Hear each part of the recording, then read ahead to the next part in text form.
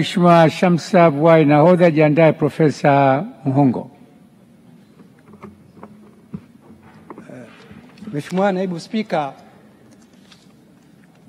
kwanza ni kushukuru kwa kunipa fursa hii ya kutoa mchango wangu katika hoja hii ya Waziri wa Elimu, Sayansi na Teknolojia. Mheshimiwa Naibu Spika, wiki mbili zilizopita nilitoa mchango kuhusu mageuzi ya mfumo wa ufundishaji katika vyuo vikuu. Leo nataka nihitimishe hoja yangu kwa kuzungumzia ufundishaji katika shule za msingi na sekondari. Mheshimiwa Naibu Spika, mtakubaliana nami kwamba katika shule zetu hasa za msingi kuna msongamano mkubwa sana za wanafunzi katika madarasa. Na kwa uzoefu wangu wa ualimu, hata mwalimu ungekuwa hodari kiasi gani, hakuna mwalimu ambaye anaweza kufundisha darasa lenye zaidi ya wanafunzi 50. Ili kutatua tatizo hili, naomba nipendekeze jambo moja ambalo halina gharama kwa serikali. Jambo hili ni hili: katika shule ambazo kuna msongamano mkubwa wa wanafunzi madarasani, walimu wa shule, walimu wakuu wapewe maelekezo maalum ya kuwagawa wanafunzi katika makundi mawili makubwa kama ninavyopendekeza. Kundi la kwanza liwe na wanafunzi wa darasa la kwanza, la pili na la tatu. Hawa waingie madarasani kwa utaratibu wa kawaida kuanzia saa 1 mpaka saa 4 kamili, wasome masomo kama kawaida. Kundi la pili lenye wanafunzi wa darasa la 4, 5 na 6, hawa wawekwe kwenye ukumbi mkubwa wa mikutano.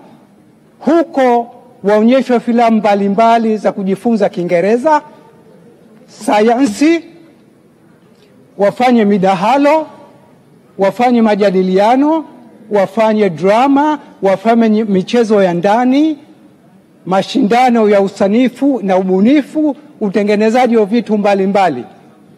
Na itakapofika saa 4:30 wabadilishane. Wale walioko katika mkundi wa mikutano wataingia kwenye madarasani kama kawaida kuanzia saa 4:30 mpaka saa 7 kamili watakapomaliza masomo, na wale waliokuwa madarasani waendelee na utaratibu wa kufanya shughuli mbalimbali nje ya mitaala kama nilipopendekeza hapo awali.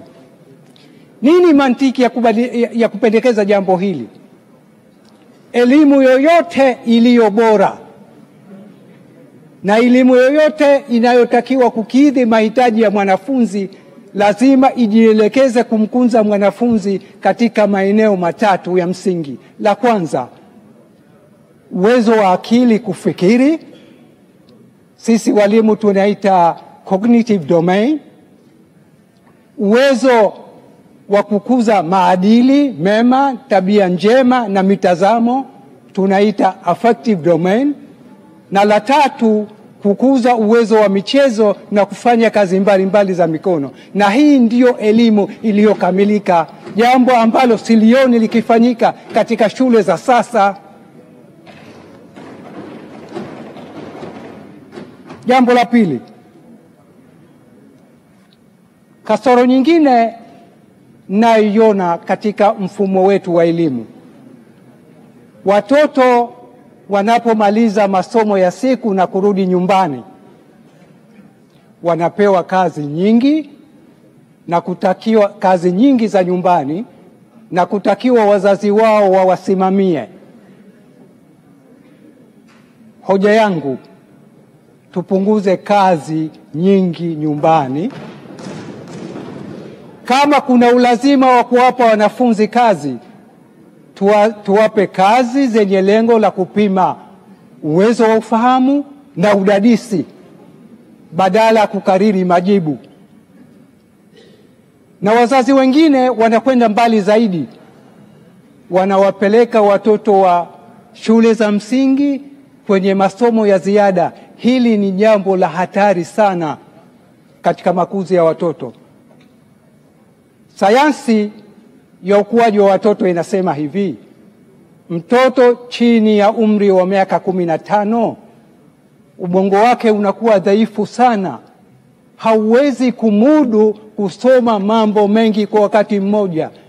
Unataka kutunzwa, kulelewa kwa umakini wa hali ya juu sana. Na yuko mwanafalsafa mmoja mwenye busara aliwahi kusema kusoma sana, hasa kwa watoto wadogo, kuna dumaza akili na uwezo wa kufikiri.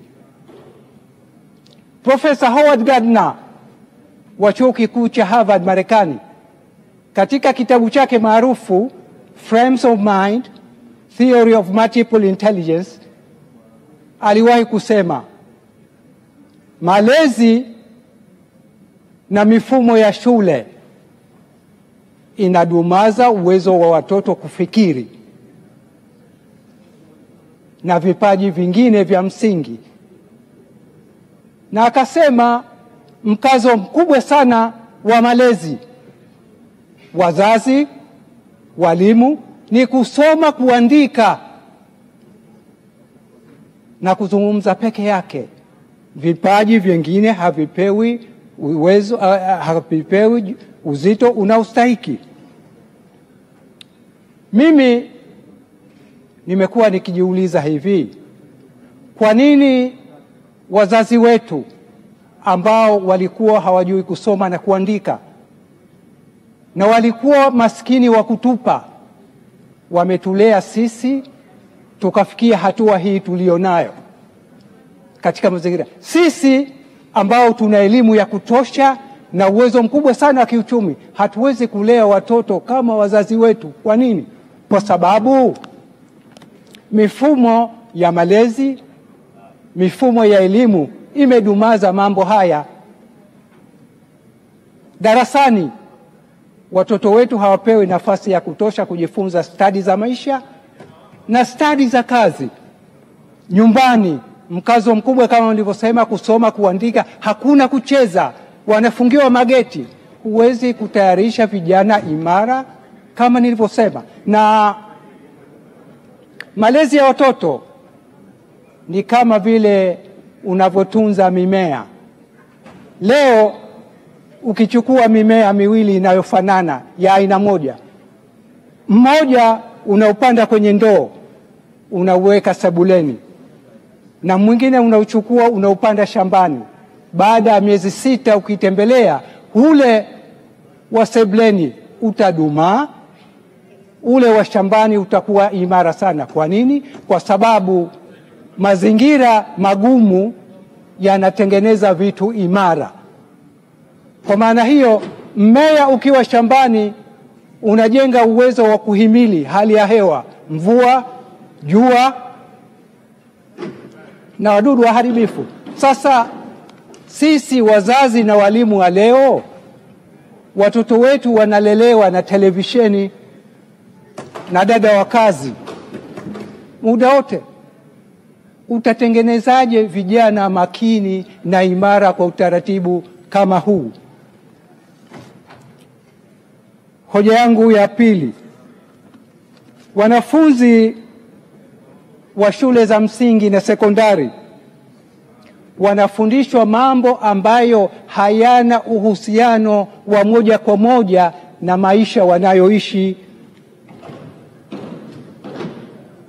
Wanafundishwa mada nyingi kupita kiasi, mambo ambayo wao wenyewe wangejifunza katika vitabu vyao na kwa kutumia teknolojia ya kisasa. Na nitatoa mfano hapa. Kwenye somo la hisabati, walimu wanatumia muda mwingi sana kufundisha quadratic equation. Sasa mimi najiuliza, nini uhusiano kati ya quadratic equation na maisha halisi ya mwanadamu? Wale kemia wanafundishwa periodic table. Nini uhusiano wa periodic table na maisha ya mwanadamu ya kawaida? Mimi siuoni. Kwa mawazo yangu, walimu wangetakiwa kuwaeleza wanafunzi nini umuhimu wa periodic kama nilivyosema, periodic equation katika maisha ya kawaida, ili waone uhusiano. Jambo la tatu, watoto wanapoingia kwenye kidato cha 4 wanatakiwa kufanya uchaguzi wa kuchagua masomo watakayobobea mbele ya safari. Sasa uchaguzi huu si jambo rahisi sana. Wanapaswa kuangalia malengo yao, wanapaswa kuangalia vipaji vyao, wanapaswa kuangalia uwezo wao wa kumudu masomo watakayoyachagua. Na kwa mnasaba huu basi napendekeza, sioni kama kuna umuhimu mwanafunzi ambaye anatamani kufanya kazi ya upishi au fundi kutakiwa ajiunge na kidato cha 5 na 6 badala ya kwenda kwenye shule ya ufundi udongo upate ulimaji. Jambo la busara, mtoto anapenda michezo, badala ya kumpeleka kwenye akademi ya michezo anatakiwa kwenye kidato cha 5 na 6. Mimi naona kama ni kuwapotezea muda, na kwa bahati mbaya sana vipaji vina muda. Muda ukipita vipaji vya mwanadamu vinapotea.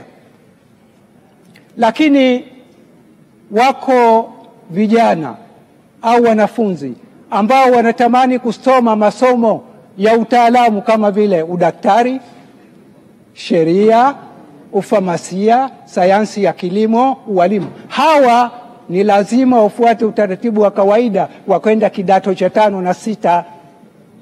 Hata hivyo, kwa maoni yangu, masomo ya kidato cha 5 na 6 yanahitaji ya kufanywa mapinduzi ya hali ya juu sana.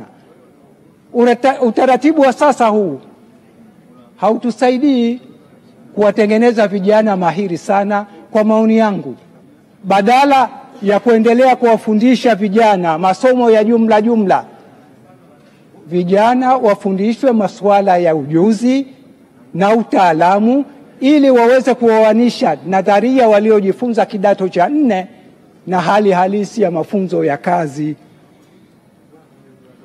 Wazazi wenye asili ya Kiasia wanatupa funzo kubwa katika jambo hili. Watoto wao wanapomaliza kidato cha 4 wanapelekwa katika vyuo ambavyo vinatoa mafunzo ya utaalamu katika kiwango cha diploma ili wajifunze ujuzi wa kazi. Huko wanajifunza sayansi ya kilimo, utaalamu wa masuala mbalimbali, udaktari. Mheshimiwa Nahodha, kengele ya pili. Kwanza ni kushukuru kwa mchango mzuri sana. Baada kusema hayo, naomba kuombe mengine ambayo hujasema imwandikie Mheshimiwa Waziri ili achukue na iwe recorded kwenye Hansard.